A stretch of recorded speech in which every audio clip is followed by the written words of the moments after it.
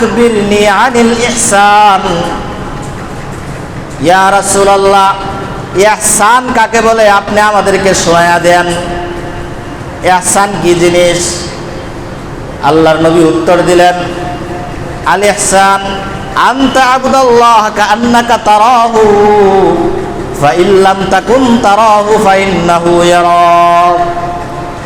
নবীজি বললেন, ইহসান বলা হয় তুমি এমন ভাবে আল্লাহ রব্বুল আলামিনের ইবাদত করবা কাআন্নাকা তারাহু, যেন তুমি সরাসরি আল্লাহ রব্বুল আলামিনকে দেখতে পাচ্ছ। এমন ভাবে আল্লাহর ইবাদত করতে হবে মনে হবে যে আল্লাহ আমার সামনে দাঁড়ানো। এটাই হচ্ছে ইহসান, ইবাদতের সর্বশ্রেষ্ঠ পদ্ধতি।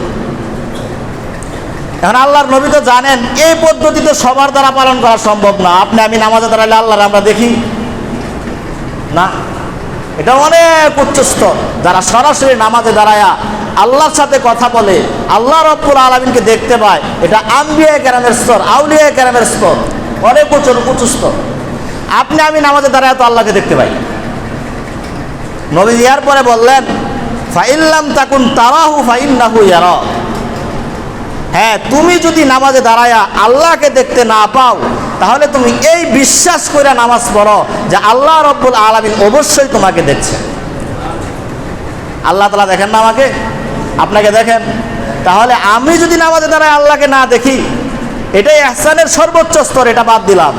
কিন্তু আমার আল্লাহ তো আমাকে সর্বাবস্থায় দেখছেন, এই বিশ্বাস করে ইবাদত করো, এই বিশ্বাস করে নামাজ পড়ো, এটাই হচ্ছে ইহসান।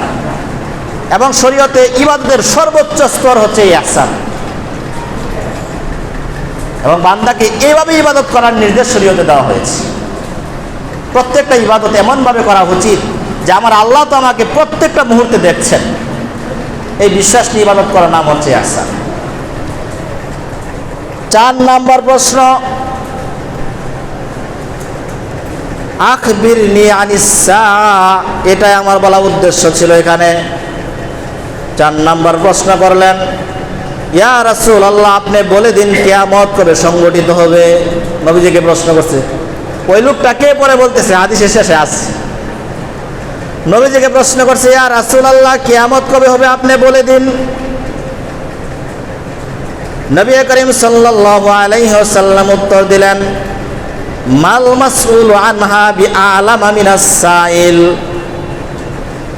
কিয়ামত সম্পর্কে যেই ব্যক্তিকে প্রশ্ন করা হয়েছে ওই ব্যক্তি প্রশ্নকারীর চেয়ে অধিক বেশি কিছু জানে না। মানে কিয়ামত সম্পর্কে তো আপনি আমাকে প্রশ্ন করলেন, কিয়ামত কবে সংঘটিত হবে এই সম্পর্কে আপনার যে পরিমাণ জ্ঞান আছে আমি নবীর এর চেয়ে বেশি জ্ঞান নাই। আমি এতটুকুই জানি, কিয়ামত কবে হবে এটা আমি জানি না।